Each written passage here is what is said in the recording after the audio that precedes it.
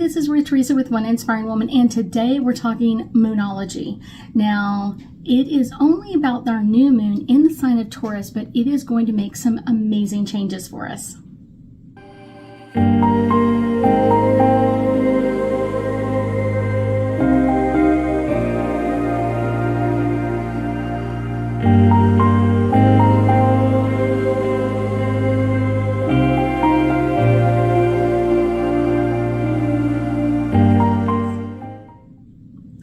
So our new moon in the sign of Taurus is really going to be making some good changes for us. And I guarantee one of the things that we're all going to be kind of like, I'm craving this and literally craving this, is stability and that security. Taurus has this really grounding energy of kind of like, let's get stable. Let's get kind of like satisfied with where we're at. And a lot of times this is a great time whenever we have a moon in the sign of Taurus is to do a grounding meditation.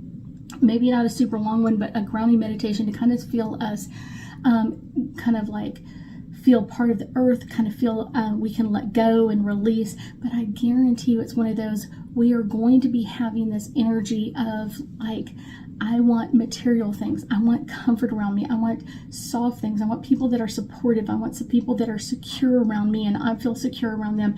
Really craving that right now. And we're really going to be wanting to accept ourselves for who we are. And the more people that we're around that are really just give that to us, we're going to be like, yes, that's exactly what we need in all of this.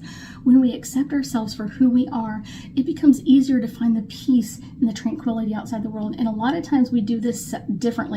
What we're doing is we're looking for the outside world to give us peace and tranquility and find it out there and then give it to ourselves. And it's kind of the opposite way. What we should be doing is giving it to ourselves like, we are who we are. We have these gifts and abilities, or we have this quirkiness about us, or whatever it is, and kind of like just revel in all of that energy of like, this is who I am and this is what I bring to the world.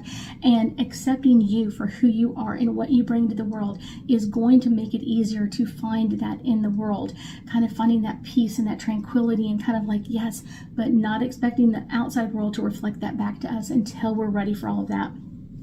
So our new moon is also all about kind of like the new stuff coming in. So there may be some new people that are kind of giving us some new energy in this of like, yes, we're going to find that secure, stable relationship and friendships with other people of like, yes, I feel secure. Yes, I feel like this is where I want to go with my life. This is where I feel like, yes, we can talk about anything, and kind of learning to accept like who I am. And a lot of times it's bounced back by one other person first. It's only bounced back like, this is who I am, and the other person's like, oh, okay. And you're like, you're accepting me for who I am? Yeah, because you're telling me exactly who you are. And that is one of the best ways to think about this. When you accept you for who you are, and that one other person starts with it, they're the one person in the whole world that matters because they're right in front of you at that time. So this is a great way to kind of bring up some new amazing energy. So let's do some angel cards and get us a little bit deeper insight into our new moon in the sign of Taurus for May 19th, 2023. So I got a couple of cards here popping. This one is the first one, and this is Saturn.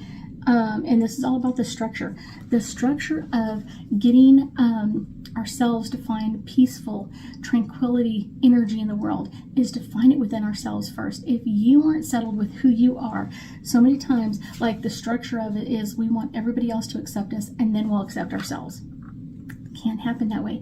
It has to happen the other way. We have to accept ourselves for who we are, what we bring in, our intellect, our kind of our quirkiness, all of those kind of things. Like that's kind of the cool part, like accepting you for who you are with all of the lumps and the bumps and the things that have gone wrong, knowing that those are part of who makes you who you are. That's the fun part. So our next card is all about the opposition and confrontation. When we feel like we're in opposition to who we really want, or the person doesn't want to see us for who we are, we feel like we're in opposition. We feel like we have to really confront the other person. We really feel like we have to like fight for who we are. And that's not right. What it is accepting us, and then finding other people will be drawn to us because they accept us for who we are. And it's the other people that don't. Sometimes we can let those go and kind of like, that's who they are. That's more about where they're stuck in their life and not about what you're stuck in your life. That's kind of the fun part. Our next card is all about the 12th house, and this is the authority. You have the authority, the audacity to be you.